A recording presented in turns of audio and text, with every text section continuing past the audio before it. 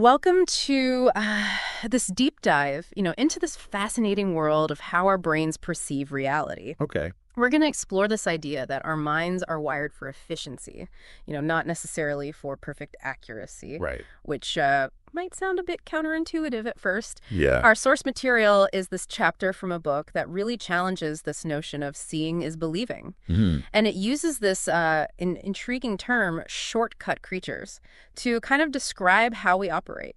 Interesting. So are you ready to discover just how much of a shortcut creature you might be? Absolutely. And what's so captivating about this whole idea is that we often assume our perceptions reflect reality objectively, Right.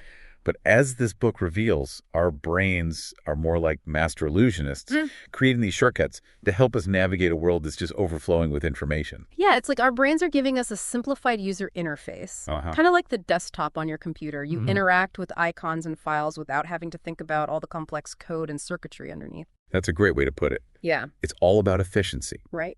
The book introduces this thought experiment, comparing a truth creature that perceives everything perfectly Okay. to a shortcut creature that only focuses on what's necessary for survival. Okay. And surprisingly, the shortcut creature wins in the game of evolution. Oh, wow. That makes sense when you think about it, Yeah. If you were constantly bombarded with every single detail of your environment, Right. imagine trying to drive while being aware of every ray of light, every molecule of air. Oh, yeah. It'd be completely overwhelming. You wouldn't be able to function, Right. let alone survive. Yeah. And this is where the fitness beats truth theorem comes into play. Okay. It demonstrates that evolution prioritizes reproductive success, even if it means sacrificing a bit of accuracy and perception. Okay, so let's unpack this theorem a bit. Sure. I'm guessing it's not as complicated as it sounds. Not at all. Okay. Think of it this way.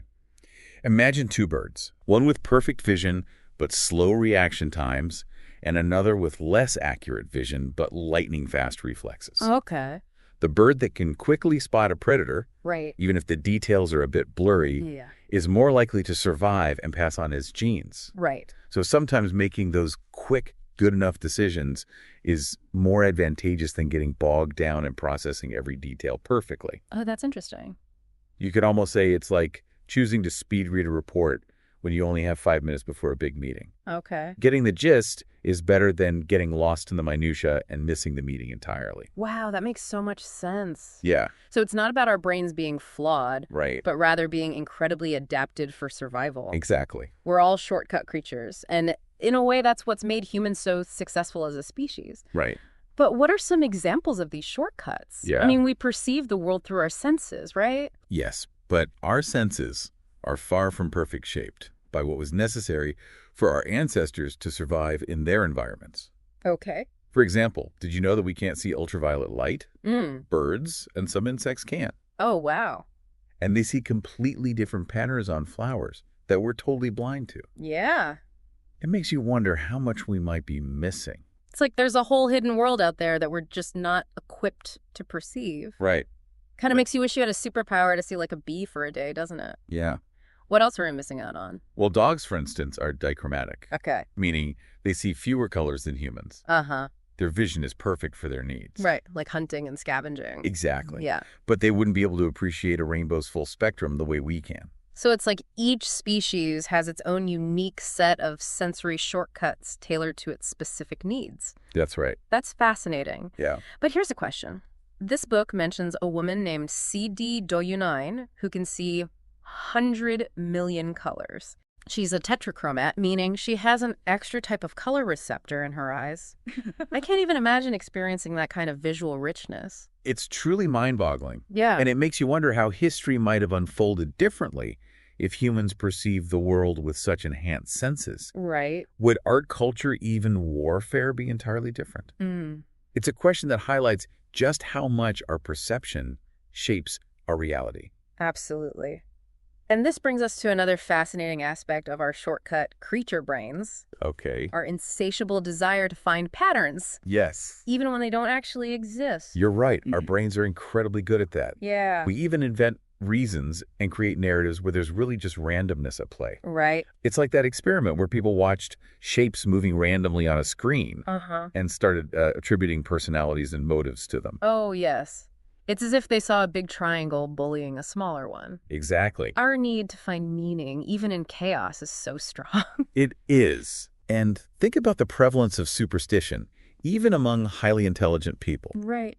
Soldiers in world wars carried lucky charms and talismans, despite the fact that danger on the battlefield was completely random. It's like our brains almost refuse to accept pure chance. Right. We crave those narratives, those connections, Yeah. even if we have to invent them. Exactly. It makes me think about the popularity of mystery novels and true crime podcasts.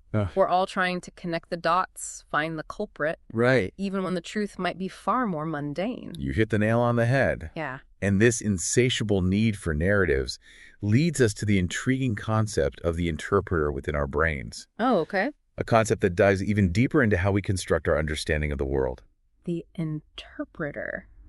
That sounds intriguing. Yeah. What exactly does that mean? Well, research on split-brain patients, individuals whose connection between the two hemispheres of the brain has been severed, Okay. has revealed something fascinating. Oh. It turns out that the left hemisphere, the one responsible for language and reasoning, acts as an interpreter. It tries to make sense of the world, even when it doesn't have all the information. So if our left brain is presented with a situation it doesn't fully understand, it just kind of makes up a story to explain it.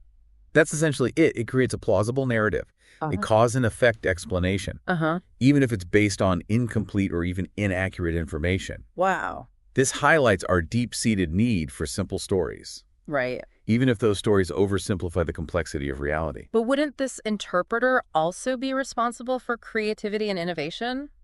I mean, doesn't it sometimes help us connect seemingly unrelated ideas and come up with novel solutions? That's a great point. The interpreter is a double-edged sword, so to speak. Okay. It can lead to both brilliant insights and misinterpretation. Right.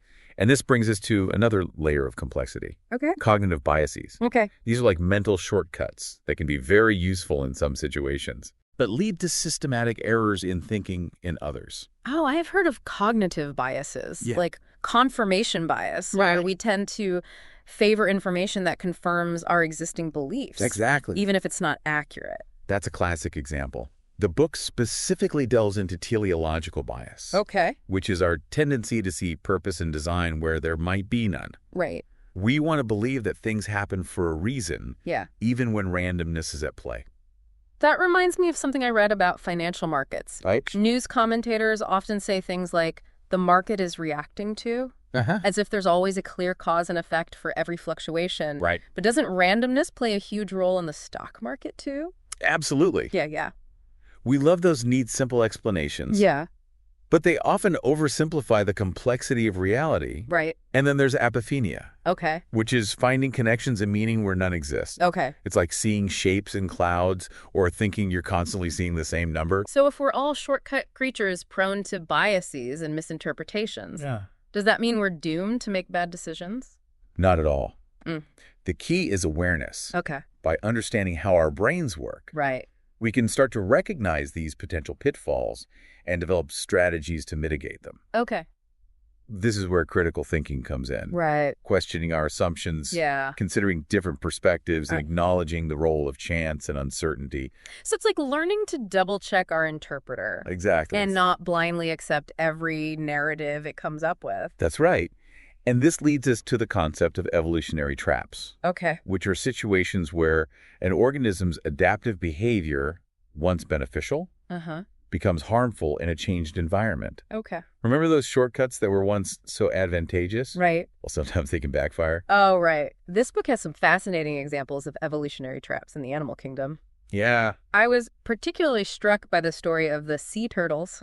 They use light to navigate, usually heading towards the brightest part of the horizon, which is typically the moon reflecting on the ocean. Right. But then humans come along and build beachfront hotels with bright lights. And the turtles, following their instincts, Right. end up heading inland toward those artificial lights, Oh, wow. getting stranded and disoriented. That's, It's a tragic example of how a once reliable shortcut can lead to disastrous consequences in a changed world. it's heartbreaking. And then there's the jewel beetles.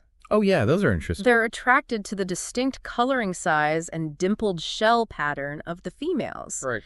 But then an Australian beer company completely unintentionally designs a bottle that mimics those exact features. And the poor beetles, following their programmed instincts, end up trying to mate with beer bottles. Oh, no. It really highlights how these evolved behaviors, while effective in their original context, Yeah. can become utterly mismatched with a new reality. Right.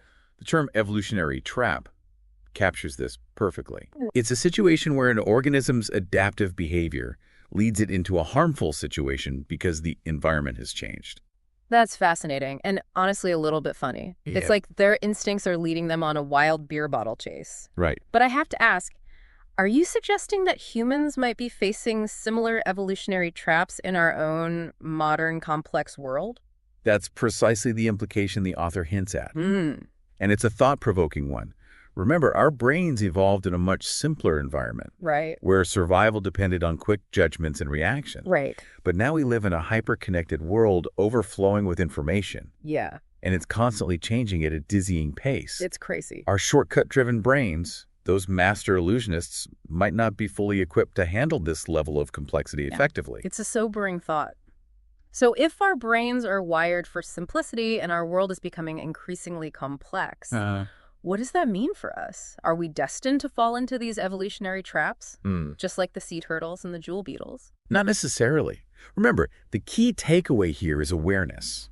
So it's not about, seeing our brains as flawed, Right. but rather understanding their limitations and strengths in a new light. Yeah. We need to be aware of those shortcuts, those biases, those ingrained patterns of thinking, so we don't blindly follow them into potentially harmful situations. Precisely.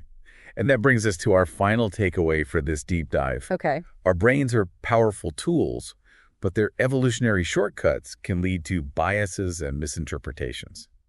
It's like we need to upgrade our mental software, so to speak, to better navigate the complexities of modern life.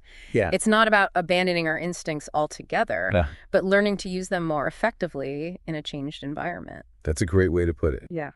We need to be aware of our inherent biases, Right. our tendency to seek patterns even when they don't exist, and our craving for simple explanations in a complex world. It's a challenge for sure. But it's also an exciting opportunity to become more conscious, more discerning, Right. and ultimately more adaptable to the ever-changing world around us. Exactly.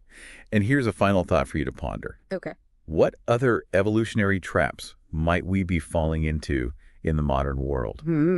What shortcuts, once beneficial, might now be leading us astray Okay. in our personal lives, our careers, our societal structures? Oh, that's a really good question.